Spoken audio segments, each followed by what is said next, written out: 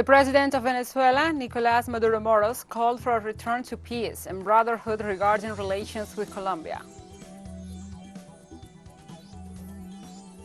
The Costa Rican government gathered the private sector for a dialogue session to discuss the change in working hours. And also, the emergence of monkeypox continues to cause concern and fears of a new pandemic, with over 550 cases reported in 30 countries.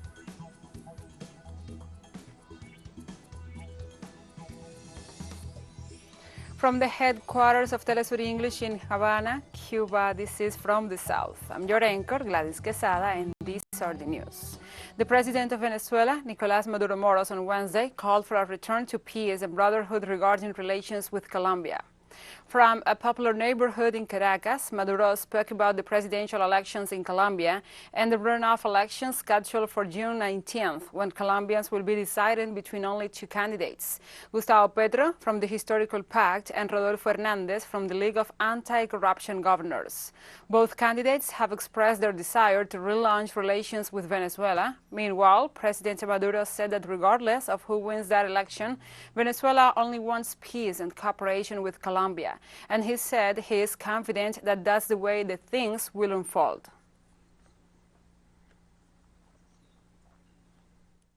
Six million Colombians live in Venezuela in peace. Nobody bothers them. Peace and brotherhood is what we want with Colombia. Regardless of who wins the presidency, we want peace and cooperation with Colombia, and we will achieve just that. On Wednesday, Venezuela and Barbados officials held dialogues on joint work and cooperation on behalf of vulnerable population sectors in the island nation. This was disclosed during a courtesy call of Minister of People Empowerment and Elder Affairs, Kirk Humphrey, by Charge d'Affaires de Barbados of the Bolivarian Republic of Venezuela, Mrs. Marta Gabriela Ortega Peraza. Minister Humphrey said that he was keen on implementing methodologies to define the process to address and assist priority groups as the elderly, differently abled, as well as to take action on poverty alleviation and the welfare of children. Minister Humphrey praised Venezuela's methodology not only for his ministry's work, but also for a positive impact on communities. Meanwhile, Mrs. Ortega Peraza said to be passionate to apply her experience in areas such as grassroots movements and to share the Venezuela's know-how and technical assistance. Other areas of discussion included community activism, women empowerment, public policy, building skill sets, paternity leave, climate change, COVID-19, and the Venezuelan Institute for Culture and Cooperation.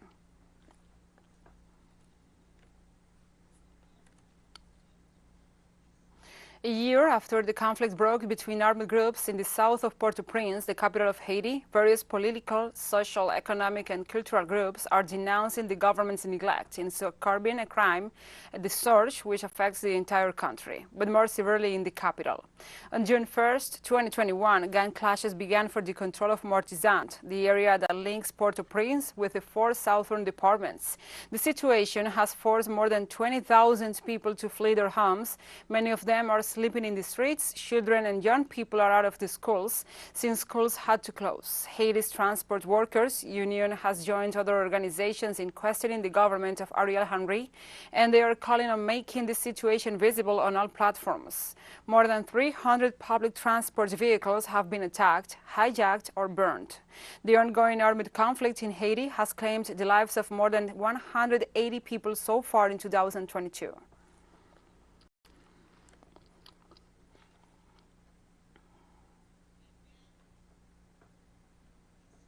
In Bolivia, as the country confirms it is on the eve of a fifth wave of the COVID-19 pandemic, health workers are threatening to go on strike.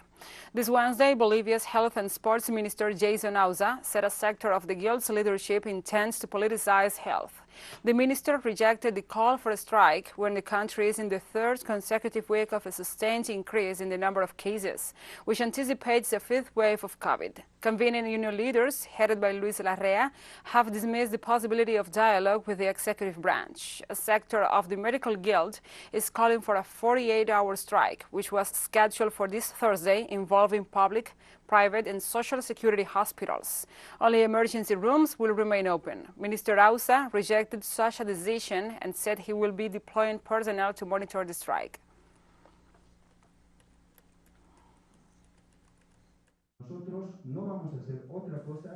We will do nothing other than to comply with regulations. Let me state that we know what strategies are being used.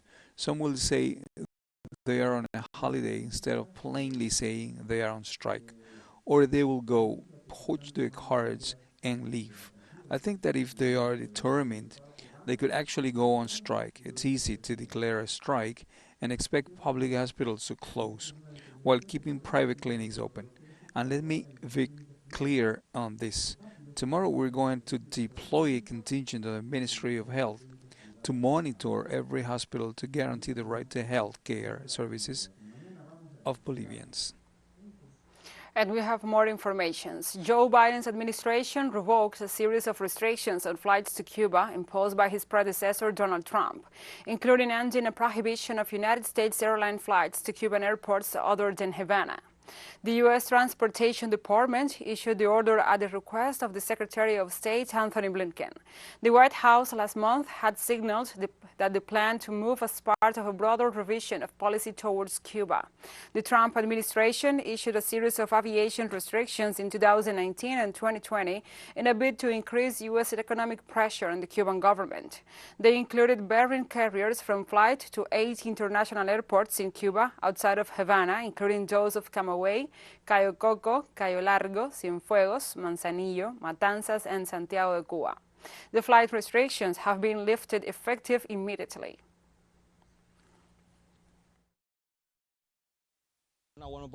It is a really good opportunity that is being given to the Cuban people right now, since these measures have been a terrible ordeal. We have been through many difficulties, and at this moment, well, we are moving forward. Also, United States President Joe Biden stated he's eager for his Mexican counterpart, Andrés Manuel López Obrador, to attend next week's Summit of the Americas in Los Angeles. Mexican President Andrés Manuel López Obrador has warned that he will not go to the summit without the governments of Cuba, Venezuela, and Nicaragua. Juan González, the senior White House advisor on Latin America, said that the U.S. wanted the relationship to remain positive with this immediate neighbor to the south. The Mexican leader's absence will be a setback for the U.S., as Mexico is a top trading partner and Latin America's second most populous country, and migration to the U.S. is expected to be an important topic during the summit.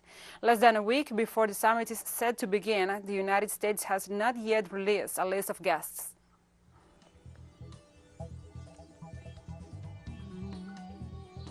We'll take a short break now. Join us again after this.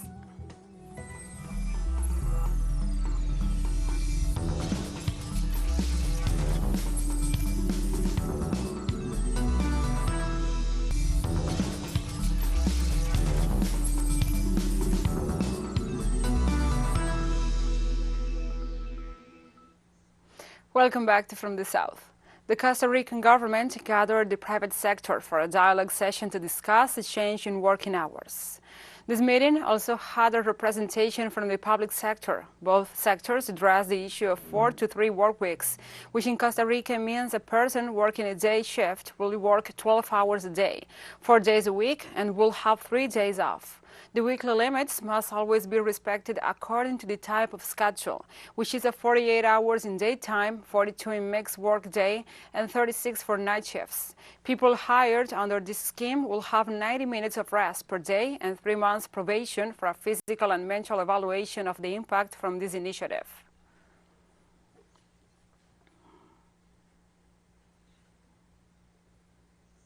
Rescue teams are working against the clock to save 14 workers trapped since Monday in a coal mine in the Colombian municipality of Zulia, northeast, after an explosion caused by a gas buildup. Almost 50 rescuers seek to descend to about 200 meters underground to find the miners who were trapped. Catalina George, who leads the search operation of the State National Mining Agency, estimates that they will arrive tomorrow, hopefully at dawn. The causes of the accident are still under investigation. One of the miners and the workers, who was out of the skin at the time of the accident, died this Wednesday from severe burns.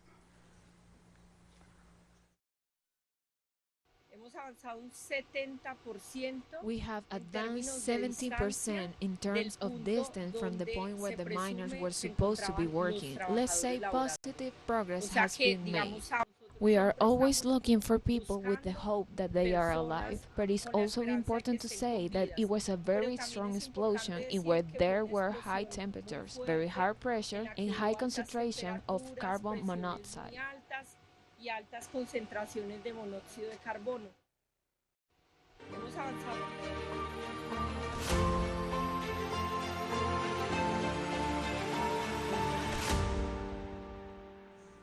Now we move on to other topics. United States President Joe Biden said his administration has no immediate way to bring down the cost of gasoline and is considering to set a lower price for sale of Russian oil. High prices for gas and food have emerged as an explosive political problem for the U.S. head of state, whose party faces the loss of one of both chambers of Congress in November's midterm elections. Gas prices in the North American nation now average of nearly $5 a gallon, a record according to the American Automobile Association. The U.S. has used strategic reserves to try and limit the pain, and President Biden asserted that his administration's efforts helped keep prices at the pump from going even higher. With Europe moving towards suspending its purchases of Russian oil, Biden signaled the U.S. could allow certain Russian oil sales to be subjected to a price cap.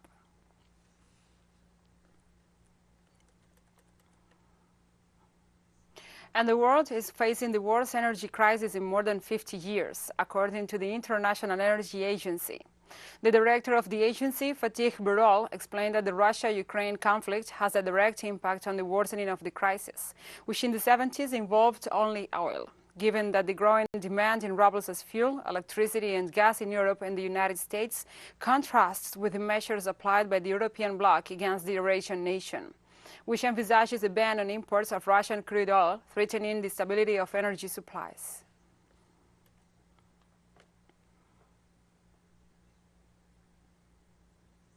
The Russian government warned about the negative impact on the global energy market of the European Union's sanctions against the Eurasian giant's oil. The Kremlin spokesperson Dmitry Peskov said that the oil embargo against Russia will affect not only Europe, but also the whole world.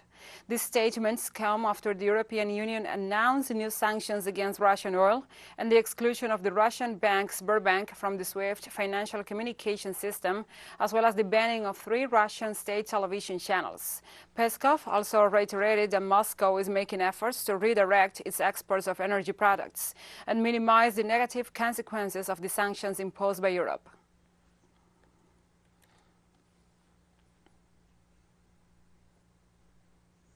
And Gazprom completely suspends gas supplies to 2 operators in Germany and Denmark after the deadline for payment in rubles. The 2 operators who will suffer the suspension of gas supplies are Shell Energy in Germany and Ørsted in Denmark. According to Russian authorities, both companies were informed in time that payments for gas supplied from the 1st of April had to be made in rubles in the framework of the new requirements implemented by Moscow in the face of foreign sanctions. These companies refused to make such payments. A similar measure, and for the same reasons, also began to be applied this Tuesday, May 31st, to the company Gaztera from the Netherlands.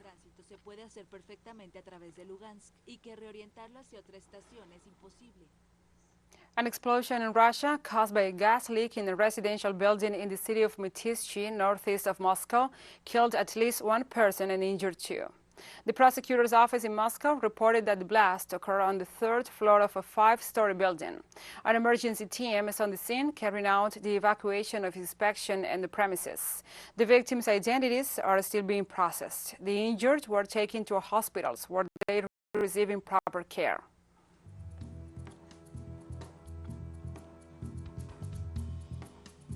And we have more news coming up after a final short break, so stay with us.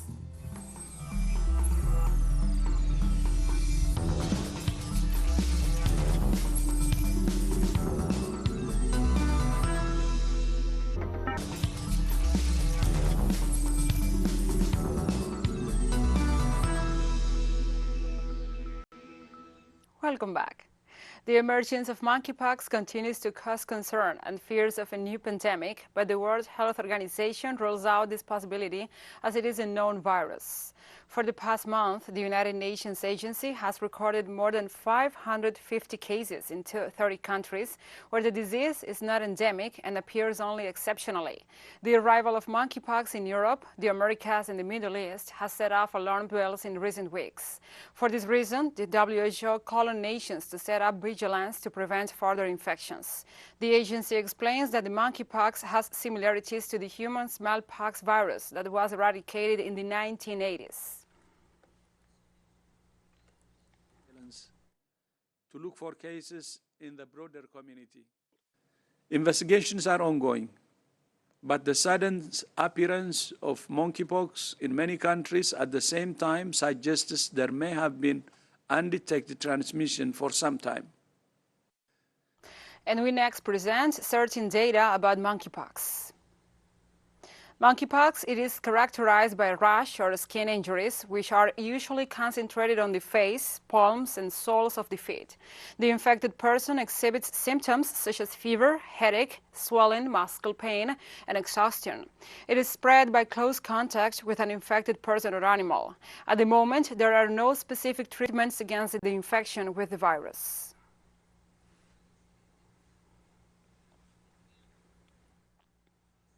Israeli forces continue with the summary execution of Palestinian citizens, despite the rejection of the Arab Muslim world and a recent call to the international community. Bilal Awad Kaba, 24, was killed during a raid in the occupied West Bank.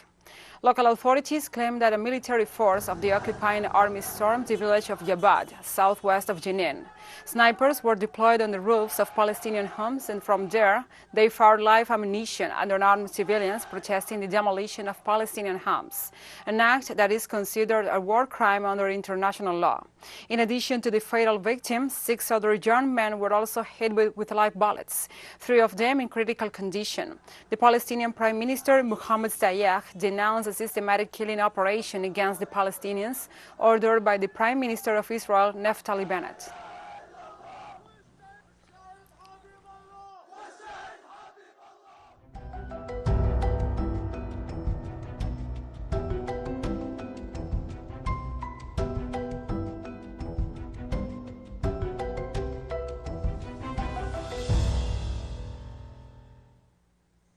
Now we move on to other topics. The Forecast Center of Cuba's Meteorological Institute issued an early warning on Wednesday due to expected heavy rains over the next few days in the west and center of the country. According to a statement from the Meteorological Institute, the rains could turn into a tropical depression in the next few hours. According to the weather forecast, low pressures to the northeast of the Caribbean Sea and the Yucatan Peninsula could cause showers and thunderstorms. Therefore, an alert has been issued because rainfall could intensify and exceed 200 millimeters in some areas. In the Isle of Youth, one of the areas at risk of flooding, several provisions are being made.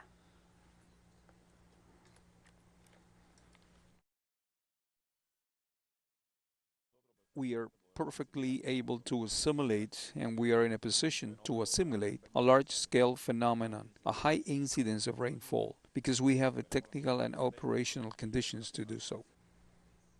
This Wednesday, the number of deaths caused by floods and landslides caused by heavy rains in the Brazilian state of Pernambuco amounted to 120, local media reported, citing authorities. According to a Pernambuco government report issued on Wednesday night, 5 bodies, including a child, were recovered between the city of Recife and the municipality of Limoeiro. With the help of sniffer dogs, and aircraft, more than 400 firefighters and military personnel continued to search for the last disappeared under the mud that swept through the entire neighborhoods of the metropolitan region of the state's capital, Recife. At least 24 municipalities in the state declared the emergency because of the devastation, which left more than 6,000 homeless or displaced people, as well as a major damage to infrastructure.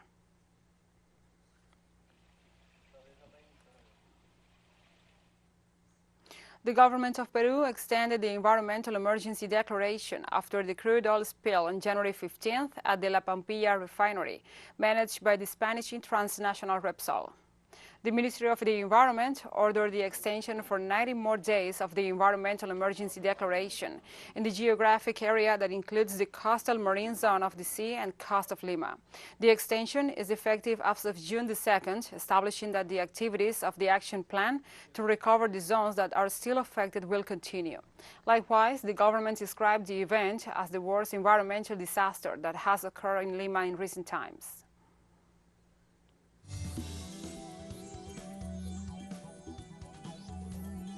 So we have come to the end of this news brief. But remember, you can find this and many other stories on our website at telesurenglish.net. And also, if you feel so inclined, please join us on social media for all the latest news. We are on Facebook, Twitter, Instagram, and Telegram. For Telesur English, I'm Gladys Quesada. Thank you for watching.